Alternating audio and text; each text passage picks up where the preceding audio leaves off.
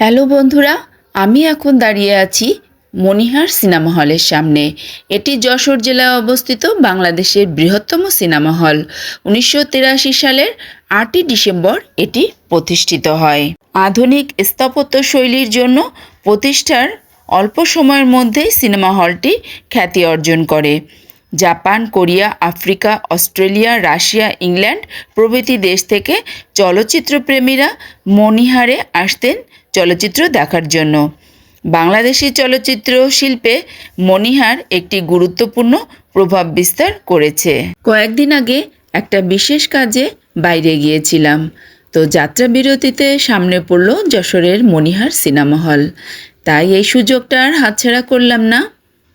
ভিতরে এবং বাইরে ঘুরে দেখে নিলাম এবং সেই সাথে তোমাদেরও দেখিয়ে দিলাম। কেমন লাগলো বন্ধুরা, জানাতে ভুলো না কিন্তু।